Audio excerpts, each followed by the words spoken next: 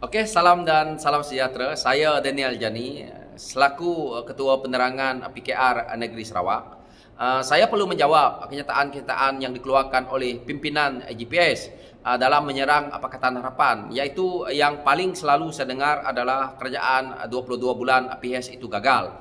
Jadi apa yang saya lihat di sini, kita pergi kepada awalnya kerajaan Pakatan Harapan itu terbentuk, yang mana PRU ke-14 Pakatan Harapan berjaya menang dan membentuk kerajaan pusat. Apabila kerajaan Pakatan Harapan itu menang dan terbentuk, maka kita tahu di Sarawak GPS waktu itu masih lagi menggunakan logo Barisan Nasional, dan apabila mereka menggunakan logo Barisan Nasional kerana mahu bergabung dengan Pakatan Harapan, akhirnya mereka terpaksa menukar logo baru mereka, iaitu kita tahu GPS yang ada hari ini. Dan akhirnya apabila mereka menukar logo GPS mereka, gabungan ini tadi terus bersama dengan Pakatan Harapan dalam kerajaan yang ada 22 bulan. Dan kita lihat hari ini mereka berhujah mengatakan kerajaan Pakatan Harapan itu gagal 22 bulan. Bagaimana kerajaan Pakatan Harapan itu gagal 22 bulan, terutamanya di Sarawak, adalah disebabkan oleh pimpinan GPS ini sendiri sebenarnya. Jadi hujah-hujah mereka itu pada saya tidak berasas. Jadi pimpinan GPS, terutamanya mereka-mereka yang masih adun ni, mereka mainkan isu sentimen kenegerian yang konon-kononnya mereka ini hebat dalam politik untuk menipu anak muda pada saya, terutamanya orang-orang yang seperti kami ini. Jadi apa yang saya lihat, apabila mereka berhujah menyalahkan kerajaan PHS 22 bulan, mereka tidak laksanakan perkara itu ini, tetapi mereka sebenarnya mendapat peruntukan. Kita tahu apabila kerajaan Pakatan Harapan itu menang dan GPS berada dalam kerajaan itu, di mana silapnya? Silapnya adalah kerana pemimpin kita tidak amanah. Kalau kita lihat, mereka kata tidak jalankan projek itu ini. Mungkin projek-projek yang berskala besar ataupun yang saya selalu katakan projek gajah putih, mungkin itu terpaksa diberhentikan ataupun dilihat semula, dinilai semula kerana melibatkan dana yang begitu besar, dan mungkin di situ ada satu ketirisan ataupun kita rasa bahawa ada satu penglibatan yang tidak baik di situ, maka itu yang kita hentikan. Projek-projek kecil berskala kecil yang melibatkan kerajaan negeri, saya rasa GPS perlu teruskan waktu itu. Jangan mereka mengambil kesempatan di atas PHS 22 bulan itu dan mereka kata gagal, kerana mereka ada di dalam kerajaan Pakatan Harapan waktu itu. Jadi itu adalah hujah pada saya. Pemimpin-pemimpin GPS kehilangan modal. Modal mereka mengatakan PHS 22 bulan gagal. Saya rasa kalau PHS hari ini berjaya memerintah kerajaan pusat, maka saya rasa ramai pemimpin-pemimpin yang kita boleh heret. Hari ini kita rakyat perlu melihat ke arah ini, kerana kita perlu pemimpin-pemimpin yang ada integriti. Bukan mereka sembang atas dasar mereka dah jadi YB, dan yang mana kita lihat hari ini mereka begitu angkuh, begitu egois sekali dengan jawatan-jawatan yang telah pun diberi oleh rakyat. Jawatan-jawatan YB yang mereka sandang hari ini adalah daripada mandat rakyat.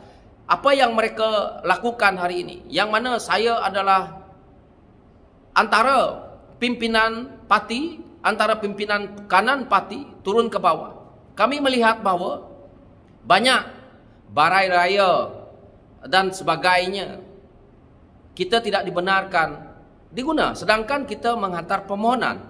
Dan alasan-alasan adalah seperti ketua kampung, seperti penghulu. Mereka seolah-olah memikirkan bahawa barang-barang ini adalah kepunyaan GPS.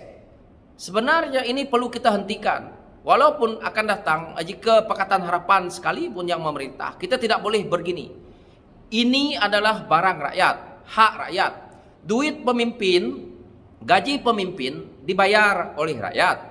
Begitu juga peruntukan-peruntukan yang ada kepada kerajaan negeri Sarawak itu datang daripada pusat. Yang mana peruntukan daripada pusat, yang mana juga ada sebahagian projek yang dibuat oleh kerajaan pusat untuk negeri. Jadi perkara-perkara itu tidak kepada arah parti. Jadi apa yang rakyat Sarawak hari ini terus dibohongi adalah mereka seolah-olah merasakan bahawa GPS ini adalah kerajaan. Memang hari ini mereka kerajaan. Melalui parti, komponen parti mereka menang dan akhirnya mereka membentuk kerajaan. Ini perlu sangat rakyat tahu supaya kita jangan ditipu.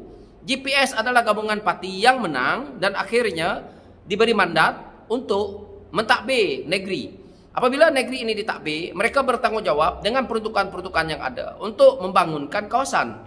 Dan adun-adun mereka bertanggungjawab di semua perkara ini. Tetapi bukan duit adun itu. Adun-adun kita, kalau mereka memang berlatar belakangkan, memang orang bisnes, memang orang kaya, kita tidak nafikan, kita tidak akan mengatakan mereka ini seorang yang mungkin rakus ataupun seorang yang korupsi. Tetapi kalau seorang adun tiba-tiba menjadi kaya raya dan akhirnya kawasan tidak dibuat dengan baik, adakah ini adil? Jadi kita rakyat, sebagai rakyat Sarawak terutamanya, perlu melihat kali ini kita nak membentuk kerajaan pusat. Jika kita merasakan bahawa kita masih nak berada di dalam keadaan yang sama, maka sokonglah parti yang ada. Kalau kerajaan pusat akan datang, kita tahu hari ini Pakatan Harapan adalah satu komponen parti yang akan memerintah selepas ini. Saya begitu yakin kerana kita tahu gelombang yang ada di Semenanjung hari ini yang paling terbesar, yang mana kenyataan ini juga dikeluarkan oleh pengerusi Pakatan Harapan itu sendiri, yaitu Datuk Seri Anwar Ibrahim, bahawa PIHES sudah pun ada majoriti 100 kursi hari ini. Maka kita tinggal lagi cari 12 kursi daripada Sabah dan Sarawak. Kita harus memberi mandat. Rakyat di kampung banyak yang terberdaya apabila mungkin disogok dengan duit, mungkin dengan jawatan, mungkin dengan berbagai-bagai lagi. Tetapi kita harus ingat, jangan kita komplain kalau harga barang naik, kalau nilai mata wang itu kecil, dan berbagai-bagai isu yang contohnya jalan tak siap, elektrik tak ada, pendalaman masih lagi seperti mana 20-30 tahun yang lalu. Maka kita sendiri yang bertanggungjawab. Kita tidak nak mengubah apa yang ada. Kita terpedaya dengan apabila YB yang kita tengok hari ini semua diberi dengan pangkat-pangkat gelaran, Datuk Seri, Tan Sri dan sebagainya datang ke kampung. Kita pun pergi cium tangan mereka dan akhirnya mereka tetap menjadi seorang pemimpin yang rakus, yang kaya raya. Kita rakyat di bawah masih lagi dalam keadaan yang sama, sehingga kan kita generasi ke generasi merasakan itu. Perubahan itu perlu. Kenapa kita rakyat Sarawak begitu daif sekali kalau kita nak dibandingkan dengan keadaan di negeri di Semenanjung? Kerana kita tidak nak berubah. Kita harus berubah, kita harus berani. Mereka jadi pemimpin adalah lantikan kita. Premier kita jadi pemimpin pun disebabkan oleh undi rakyat. Cuba kalau premier dalam PRN akan datang, dia kalah bertanding, dia tidak akan jadi premier.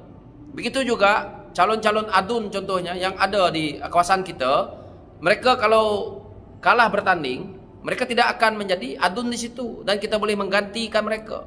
Jadi saya berharap sangat rakyat di Sarawak kali ini berilah luang kepada kepimpinan Pakatan Harapan untuk membentuk kerajaan pusat. Kerana kalau kita tidak buat begitu, kita akan bersekongkol. Kita percayalah, kalau GPS menang kali ini, mereka bukan nak buat pembangunan. Pembangunan yang mereka akan buat adalah projek-projek mega di kawasan bandar. Kerana apa?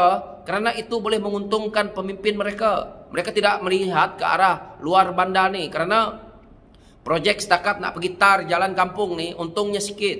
Kalau buat projek bangunan yang bertingkat-tingkat, yang seperti Dubai yang mereka nak katakan, itu menguntungkan. Jadi mereka tidak akan melihat luar bandar, percayalah.